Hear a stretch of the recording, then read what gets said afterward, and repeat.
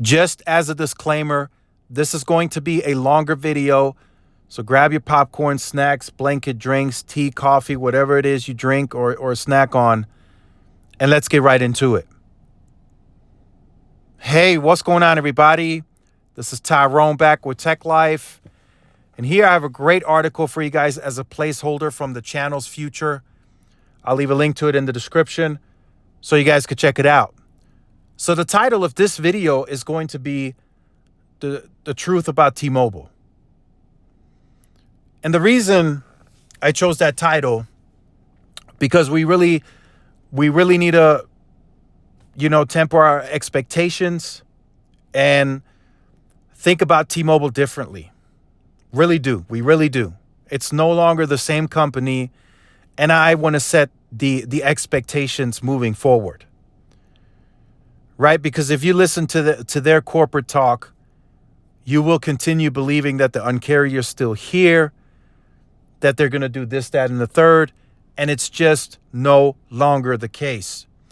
And I want to explain why that's no longer the case and get into a bit more detail as to what the expectations should be moving forward.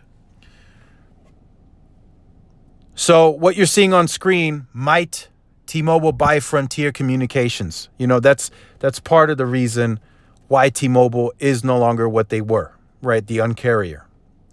But there's plenty of other reasons why they have to pivot and why they're changing. This is one, right? The other is Columbia Capital. They purchased more 600 megahertz. Comcast, they're going to lease and then they're going to purchase more 600 megahertz. They just spent millions more in auction 108 to get more spectrum. They're still, right? This may have been forgotten about, but they're still in the middle of an acquisition of Mint Mobile that's going to cost billions. And then you also got to have, more cash and be liquid for future auctions, for future corporate purchases, buybacks and dividends. So T-Mobile is very cash hungry right now. They can no longer afford to be the Un-carrier. They got to drive revenues in the right direction. They got to drive cash flows in the right direction. The EBITDAs, service revenues, all that has to go in the right direction. And that's in the green and that's up.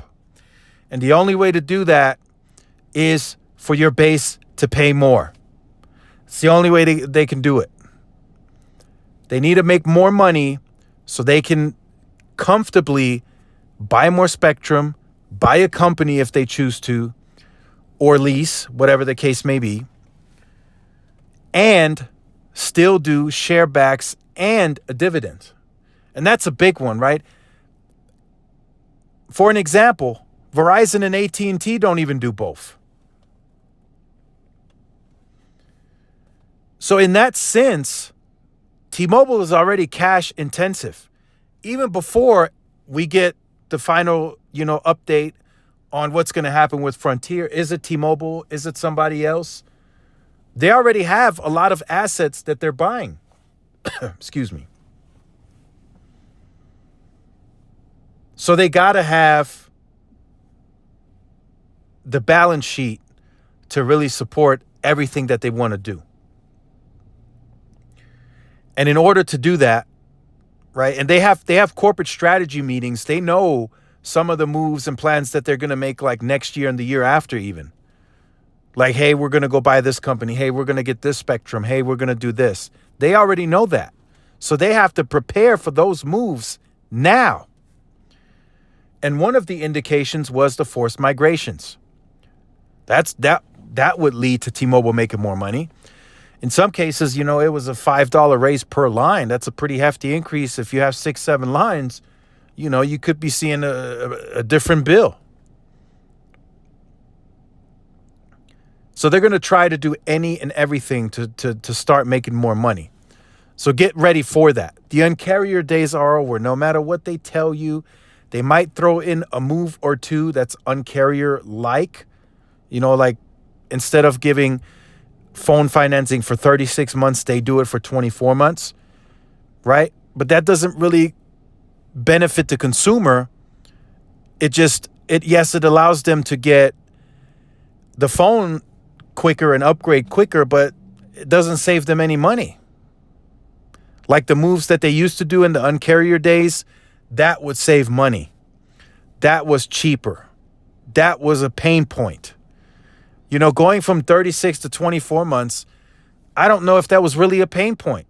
In some cases, some consumers actually like the longer period because it's a cheaper monthly payment on that device, depending on what device you get. If you get a Galaxy Fold, it comes in at $1,700-$1,800, 24 versus 36 months. That's a pretty big difference in your monthly payment.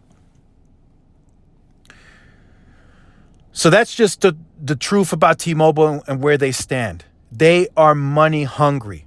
And I'm not saying that they weren't money hungry before, but they didn't need as much money before because they weren't doing all this extra stuff. They are now heavily involved in corporate activities, doing buybacks and dividends, buying up all this other spectrum, which is gonna benefit the consumer. It's gonna make for a better network. But it's just not gonna allow them to be the Un-carrier anymore. They have to charge more, right? In fact, they have the most expensive plan right now in the industry, the Go 5G Next. Who had the balls internally at T-Mobile to really say that today we are going to drop the most expensive plan for one line, and we're just going to drop it on the industry? That's crazy. Whoever had the balls to do that, kudos to you. But it's definitely a different T-Mobile. It's not the same T-Mobile. And I guarantee you there's going to be moves next year. There's going to be moves the year after.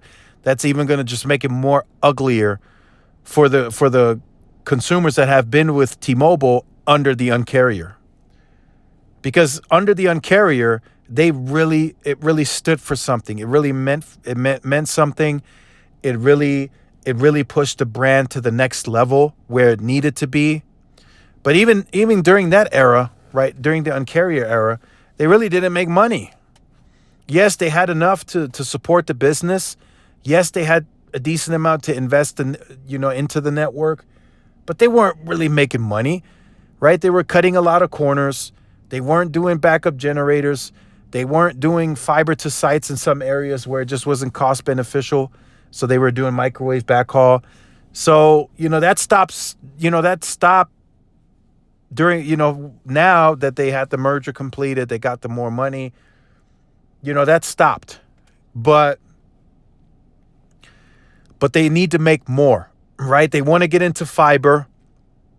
As you see here on screen, are they going to possibly buy Frontier? That's going to be very expensive. They want to do a separate CapEx plan for millimeter wave. That's going to be expensive. All of that is going to be expensive. Any big moves that they really need to make that we can already signal out, it's expensive. One of them, they need their own fiber running to the cell sites. That's going to be expensive up front. They need more towers in rural areas. That's going to be expensive. They need retail distribution. That's expensive. All of that stuff is very expensive. And the scale that T-Mobile is trying to take it to, they just can no longer afford to be the Un-carrier. So I just wanted to make that clear so you guys understand that even though they still use that wording, you will see it in blogs and some of their articles, the Un-carrier, but it's no longer, they're no longer that. And that's just it. That's the truth about T-Mobile. They are no longer the Un-carrier. It's been like that since the merger closed. They're done. That's it. That image is done. You are now looking at the new T-Mobile. They are just a standard carrier doing a lot of corporate activities, some for the benefit of investors, some for the benefit of the company, and then some for the benefit of the consumer, like buying more spectrum, getting the fiber to the home, fiber to the cell. All of that is going to be super, super, super, super expensive.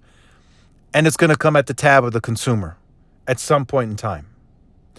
So let me know what you think about that in the comment section down below. I look forward to reading your guys' comments. Make sure you guys stay tuned for more. Like, share, subscribe, and I will see you guys in the next one. Peace.